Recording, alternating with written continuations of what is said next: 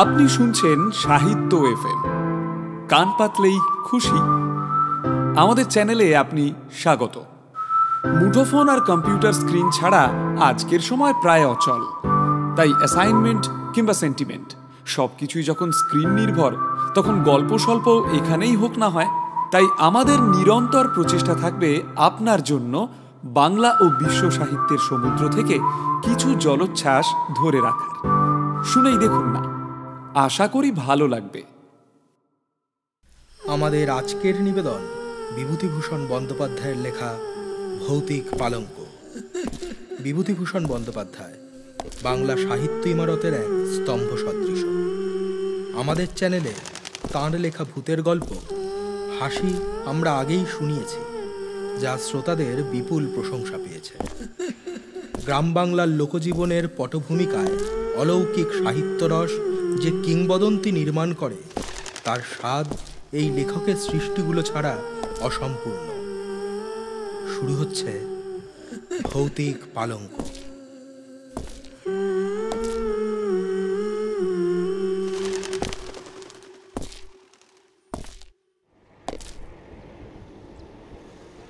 অনেকদিন পরে সতীশের সঙ্গে দেখা। বেচারা হন্তদন্ত হয়ে ভিড় ঠেলে বিকেলবেলা বেন্টিং স্ট্রিটের বাঁ দিকের ফুটপাথ দিয়ে উত্তর মুখে চলেছিল। সমস্ত আপিসের সবেমাত্র ছুটি হয়েছে। শীতকাল, আধো অন্ধকার আধো আলোয় পথ ছেয়েছিল। ক্লান্ত দেহে ছ্যাঁকড়া গাড়ির মতো ধীরে ধীরে পথ ভেদ করে চলেছিলাম। সহসা সতীশকে দেখে ওর জামাটা চেপে ধরে চিৎকার করে উঠলাম, আরে সতীশ যে! হ্যাঁ, খগেন! মাই গড, আমি তোমাকেই খুঁজছিলাম। হ্যাঁ, তার প্রমাণ আমাকে ধাক্কা দিয়েই তুমি চলে গেছিলে। আর একটু হলে ভাগ্যিস ডাকলাম। সরি, আমি একটু বিশেষ ব্যস্ত। সে বুঝতেই পারছি। তা কোথায় চলেছো শুনি? তোমাকেও আমার সঙ্গে যেতে হবে। বেশি দূর নয়, এই যাবার পথে সব বলবো। আশ্চর্য! না বললে শুনবো না, জোর করে নিয়ে যাব। ছেলেবেলা থেকেই সতীশকে চিনি। কথা অনুযায়ী সে কাজ করে, আর শরীরে কিছু বল থাকায় প্রায় সময়ই বলপ্রয়োগ করে স্বার্থসিদ্ধি করতে সে ভোলে না। অগত্যা তার সঙ্গে যেতে হলো। তার গন্তব্যস্থান খুব নিকটেই ছিল এবং সে তার উদ্দেশ্য খুব সংক্ষেপেই ব্যক্ত করল। সেদিন সকালে খবরের কাগজে বেচা কেনার কলামে একটা বিজ্ঞাপন ছিল। একটি অতি আধুনিক এবং রহস্যজনক চীন দেশীয় খাট অধিক মূল্যদাতাকে বিক্রয় করা হবে। এটা জগতে অদ্বিতীয়, সুযোগ হারালে অনুশোচনা করতে হবে। হ্যাঁ, পড়ো। 2/3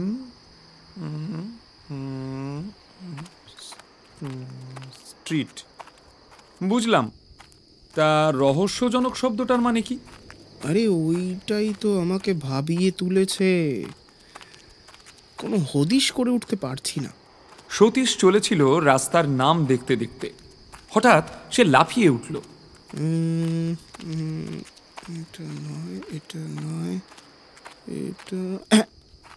হ্যাঁ, পেয়েছি। এই গলি। সন্ধ্যার স্তিমিত আলোয় সেই গলির পানে তাকিয়ে আমার সারা শরীরে কেন জানি না একরকম শিহরণ জাগল। চীনা পল্লীর চীনা আবহাওয়ায় রহস্যজনক খাট। সতীশের হাতটা ধরে বললাম, খাটে আর কাজ নেই সতীশ, চলো ফিরে যাই। আমার বাঙালি খাট বেঁচে থাকুক। সতীশ প্রবল বেগে এক ঝাঁকুনি দিয়ে উঠল। ভীতু কোথাকার! এতটা এগিয়ে এসে কখনো ফেরা যাবে না। গলির মোড়ের ডান পাশে একটা নিম গাছ ভূতের মতো মাথা উঁচু করে দাঁড়িয়েছিল। ওদিকে ডাস্টবিনের মধ্যে থেকে যত সব অখাদ্য কুখাদ্যের উৎকট গন্ধ ভেসে আসছিল। অন্নপ্রাশনের ভাত যেন ঠিকরে বেরিয়ে আসতে চাইল অসহ্য যন্ত্রণায়। নাকে রুমাল চাপা দিয়ে কোনো গতিকে পথ চলতে লাগলাম। একটা দমকা বাতাস বিভ্রান্ত হয়ে আচমকা শরীরে যেন আছাড় খেয়ে পড়ল। মাথার ওপর দিকে কয়েকটা বাদুড় ডানার শব্দ করতে করতে উড়ে গেল। দুটো অভিভাবকহীন কুকুর এই অনধিকার প্রবেশকারীদের পানে চেয়ে বিশ্রী সুরে অভিযোগ করতে লাগলো। পথে আর জনমানবের চিহ্ন পর্যন্ত রইল না। পাশে এক চীনা ডাক্তারের বহু পুরাতন সাইনবোর্ড, তার উপরে নরকঙ্কালের ছবিটা জীর্ণপ্রায়। কোথা থেকে পিয়ানোর অস্পষ্ট সুর ভেসে আসছিল। শীঘ্রই আমরা নির্দিষ্ট বাড়িটার সামনে এসে পৌঁছলাম। অমন বাড়ি আমি জীবনে দেখিনি। ইট বার করা, পঙ্গু প্রায়, বহু প্রাচীনকালের স্বাক্ষর নিয়ে দাঁত বার করে দাঁড়িয়েছিল। হয়তো নবাব আলীবর্দী খান আমলে এই বাড়ির ভিত্তি স্থাপন হয়েছিল। ভাঙা ফটক দিয়ে অতি সন্তর্পণে ভিতরে ঢুকলাম। বাড়ির ভিতরে গিয়ে আমি অবাক হয়ে গেলাম। এত লোক এখানে কোথা থেকে এলো? যে নির্জন নিস্তব্ধ গলি আমরা পিছু ফেলে এলাম, সেখানে তো কারোর ছায়া পর্যন্ত খুঁজে পাইনি। ভৌতিক কাণ্ড নাকি? সকলের মুখেই ছিল কৌতূহলের ছাপ। নানা জাতীয় লোক সেখানে জড়ো হয়েছিল। এতগুলো লোক, কিন্তু কারোর মুখে একটা কথাও নেই। সূঁচ পড়লে তার শব্দ শোনা যায়। ঘণ্টাখানেক পরে এক মোটা মতো বৃদ্ধ চীনা আমাদের পথ দেখিয়ে নিয়ে গেল। তার মাথায় একটা চুলও কাঁচা ছিল না। তার সামনের দুটো দাঁত সোনা দিয়ে বাঁধানো, আর বাঁ হাতের উল্কিতে একটা ভোজালির ছবি। সে আমাদের ইশারা করে অনেকগুলো ঘর পার করে সেই খাটের ঘরে নিয়ে গেল। বাড়িটা ছিল দুর্ভেদ্য দুর্গের মতো, চারিদিকে গোলক ধাঁধা। হ্যাঁ, খাট বটে। অমন খাট আমি জীবনে আর দ্বিতীয়টি দেখিনি। খাট আমি অনেক দেখেছি, কিন্তু ঠিক ওই রকম আশ্চর্য চীনা খাট সেই প্রথম এবং শেষ দেখলাম। তার অপূর্ব ভাস্কর্য, অপূর্ব কারুকার্য। একপাশে ভগবান বুদ্ধের ধ্যানগম্ভীর প্রশান্ত মূর্তি। আয়তনে খাটটি বিশেষ বড় নয়, দুটি মানুষ বেশ আরামে শুতে পারে। আবার আশ্চর্য, সেটা বাড়িয়ে 10 জনের জায়গা করা যায়। দেখে চমকে গেলাম। সকলের সঙ্গে দর কষাকষি হতে লাগলো। ওই সামান্য এক খাটের প্রতি সকলের মন আকৃষ্ট হয়েছিল। কেনবার জন্য সকলের কি যে ব্যাকুলতা! দাম হু হু করে বাড়তে লাগলো। 1500। শেষে সতীশের ভাগ্যেই ওই খাটটা জুটল 1500 টাকায়। সেই খাট নিয়ে বাড়ি ফিরতে সতীশের প্রায় 10টা বাজল। যে দেখল সেই বলল, চমৎকার। সেখান থেকে খাওয়া দাওয়া করে আমি বাড়ি গেলাম। আচ্ছা, আবার এসো, এই নেমন্তন্ন রইল। তথাস্তু। আমি আবার ওর বাড়ি যাবার আগেই পরের দিন সকালে সতীশ এসে হাজির। উস্কো খুস্কো চুল, মুখ শুকনো, চোখ দুটো জবা ফুলের মতো লাল। দুর্ভাবনায় আর দুশ্চিন্তায় হয়তো সারা রাত ঘুম হয়নি। আরে, ব্যাপার কি? সতীশের গলা দিয়ে যেন স্বর বার হচ্ছিল না। বিপদ, বিষম বিষম বিপদ। কিসের বিপদ? সেই খাট। একটা যে কিছু হবে তা আমি আগে থেকেই বুঝতে পেরেছিলাম। কেউ কখনো খাল কেটে কুমির নিয়ে আসে? হাজার হোক একটা রহস্যজনক খাট। সে সবিস্তারে আগের রাতের কথা বর্ণনা করে গেল। সারা রাত ঘুমোতে পারিনি, এই খাটেই শুয়েছিলাম। হঠাৎ মাঝরাতে মনে হলো কে যেন খাটটা নাড়াচ্ছে। উঠে সুইচ টিপে আলো জ্বেলে দেখলাম, না, খাট ঠিকই আছে। আবার শুয়ে পড়লাম, আর খানিক পরেই ঘুম ভেঙে গেল। কিসের এক ভীষণ শব্দে সারা ঘরখানা যেন থমথম করছে। দেওয়ালের সঙ্গে যেন খাটখানার ভীষণ ঠোকাঠুকি হচ্ছে। ধড়ফড় করে উঠে আলো জ্বাললাম, না, সবকিছু নিঃশব্দ, নিথর, কোথাও এতটুকু শব্দও নেই। আবার শুয়ে পড়লাম। এবার আর আলো নেভালাম না। ভোর রাতে কার দুর্বোধ্য আর্ত কণ্ঠের বিলাপ ধ্বনিতে আমার চেতনা ফিরে আসে। কে যেন খাটের পাশে বসে বিনিয়ে বিনিয়ে কেঁদে মরছিল। প্রথমেই তো বলেছিলাম ও খাট কিনে কাজ নেই। তোমার যেমন রোগ, এইবার বোঝো। এই, দেখো খগেন, তোমায় হয়তো বুঝিয়ে বলতে পারবো না। ওই হতভাগা খাটটার ওপর এমন মায়া লেগে গেছে যে কি বলবো। আমি ওকে ছাড়তে পারবো না কোনোভাবেই। তবে মরো ওই খাট নিয়ে। আমি আমি আমি তোমার সাহায্য চাই ভায়া। আমার সাহায্য? হ্যাঁ, আজ তুমি আমাদের ওখানে রাতে খাওয়া দাওয়া করবে। সারা রাত না ঘুমিয়ে ওই খাট পাহারা দেব। দেখি ওর ওর গলদ কোথায়। আর আমার আপিস? পাগল নাকি? কাল যে রবিবার। অগত্যা বন্ধুকে সাহায্য করবার জন্যে সন্ধেবেলা তাদের বাড়ি গিয়ে হাজির হলাম। সতীশ আমার অপেক্ষায় পথপানে চেয়েছিল। আরে আরে, সুস্বাগতম সুস্বাগতম, এসো এসো এসো। তারপর আর কোনো গন্ডগোল হয়নি তো? না, এই দিনের বেলা গন্ডগোল হবার তো কোনো কারণ নেই। দেখো দেখি বাবা খগেন, এত করে বলছি যা খাটটা বিক্রি করে দে। আমার কথা শুনলে তো? বলছো কি মা? ভয় পেয়ে 1500 টাকার খাট বিক্রি করে দেব? খাওয়া দাওয়া সেরে রাত জাগবার সরঞ্জাম নিয়ে আমরা দুটি বন্ধুতে খাটের ঘরে গিয়ে বসলাম। আমার হাতে দীনেন রায়ের ডিটেকটিভ উপন্যাস, আর সতীশের হাতে হেলথ অ্যান্ড হাইজিন। রাত্রি ক্রমে ক্রমে বাড়তে লাগলো। ঠিক হলো আগে সতীশ ঘুমাবে আর আমি জাগব, তারপর সতীশ জাগবে আর আমি ঘুমাবো। বইখানা খুলে আমি বসে রইলাম। পড়তে পারলাম না একটা অক্ষরও। এক দৃষ্টিতে তাকিয়ে রইলাম। চারিদিকে কান খাড়া করে বসে রইলাম ভয়ে ভয়ে। এতটুকু শব্দে থেকে থেকে চমকে চমকে উঠছিলাম। এই বুঝি ওই অপদেবতা আমার গলাটা টিপে দিল। কাদের বাড়িতে সুর করে 2টো বেজে গেল। হঠাৎ মনে হলো কে যেন বাইরে বারান্দায় চলে বেড়াচ্ছে। তার পদশব্দ বেশ স্পষ্ট হয়ে উঠল। আমার সারা শরীর দোল দিয়ে উঠল, লোমগুলো খাড়া হয়ে গেল। হঠাৎ সশব্দে খোলা জানালাটা বন্ধ হয়ে গেল। মুহূর্তে মনে হলো আমি আমি শূন্যে উঠে গেছি। আমার আমার জ্ঞান লোপ পেয়ে গেছে। আমি আমি মৃত না জীবিত?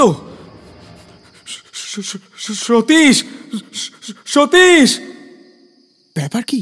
ভয়ে ও বিস্ময়ে আমার আমার মুখ দিয়ে কোনো কথা বেরোলো না। সতীশ আমার 2 কাঁধ ধরে ঝাঁকিয়ে দিয়ে ডাকলো, খগেন, খগেন, খগেন! ওহ, যা ভয় পেয়েছিলাম। সে তো বুঝতেই পারছি। যাক, আর তোমায় জাগতে হবে না।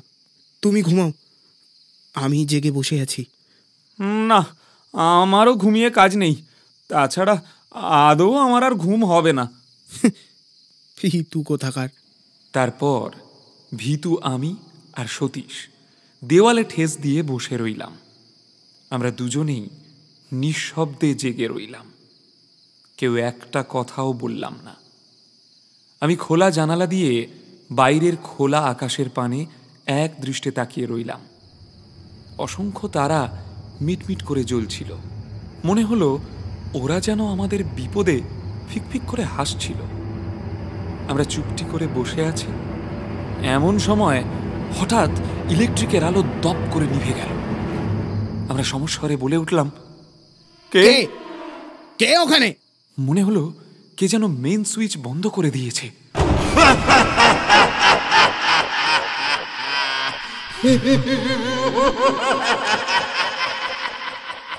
হঠাৎ এক উৎকট হাসিতে সারা ঘর রিরি করে উঠল। অমন হাসি আমি জীবনে কাউকে হাসতে শুনিনি। হাসি যেন আর শেষ হতে চায় না। সে কি বিকট শব্দ!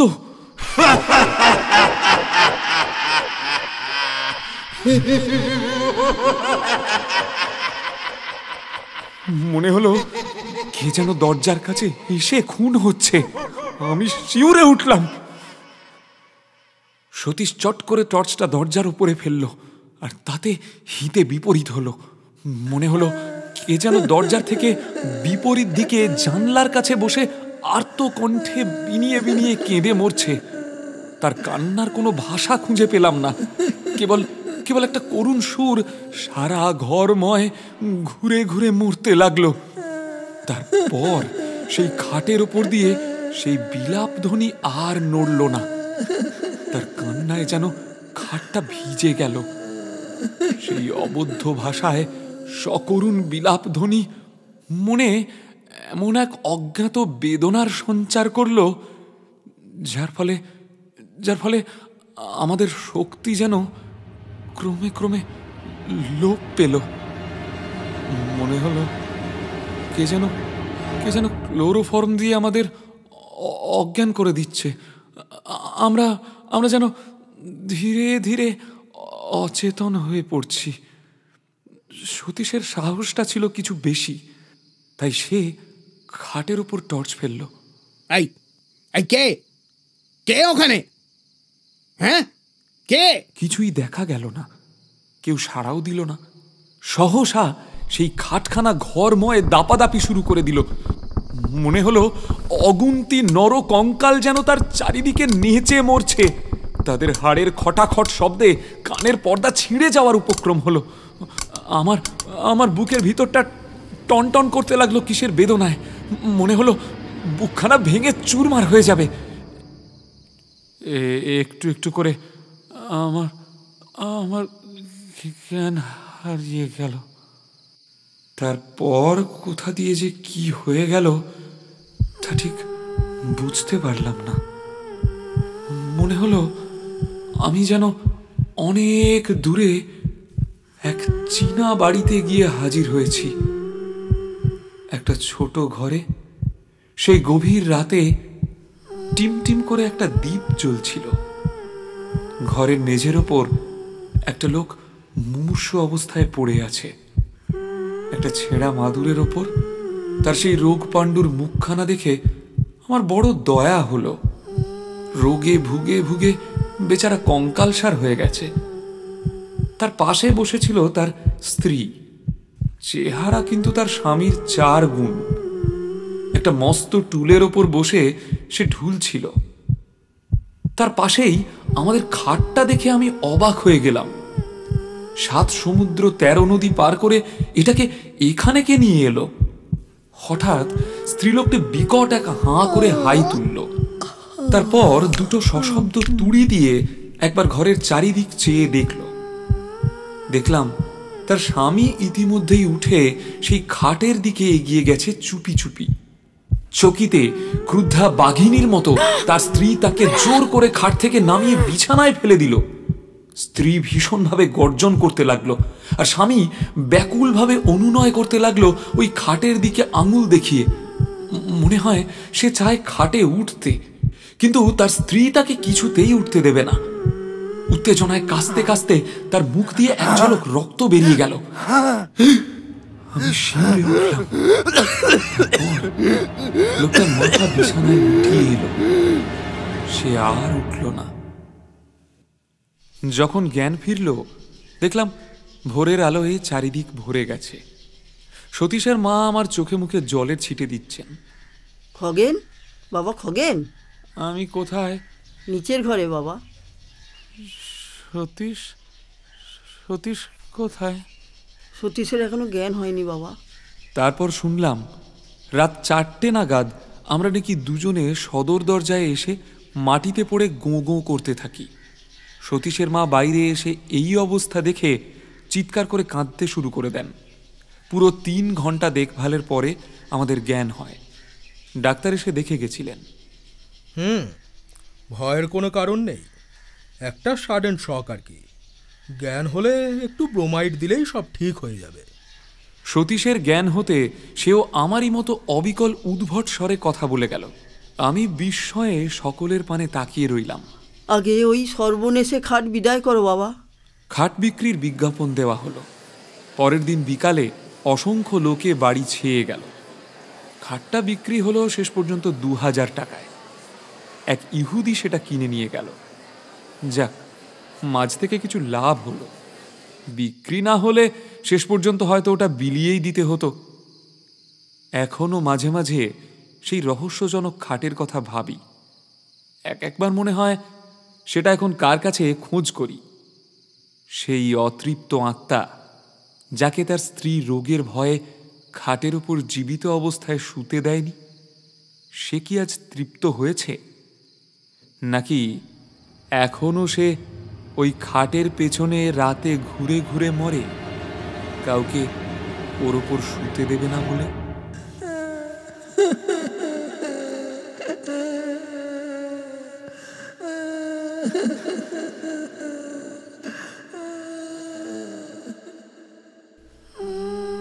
শুনলেন ভৌতিক পালঙ্ক।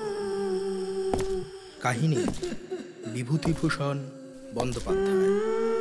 নাট্যরূপ এবং গল্পের সূত্রধার ও ডাক্তারের চরিত্রে আমি নীল ঘোষ। অন্যান্য ভূমিকায় গল্পের কথক অর্থাৎ খগেন সৌরভ রায়, সতীশ অঙ্কুর চক্রবর্তী, সতীশের মা সুলতা রায়, শব্দগ্রহণ সৌরীশ ভট্টাচার্য ও স্টুডিও শব্দ অডিও লাইভ বৈদ্যবাটি। সম্পাদনা ও music Sourish Bhattacharya. Poster design Mustaq Ahmed Khan. সমগ্র পরিকল্পনা ও পরিচালনা সৌরভ। আগামী সপ্তাহে আমরা আসব অন্য গল্প নিয়ে। ভালো থাকুন। নমস্কার।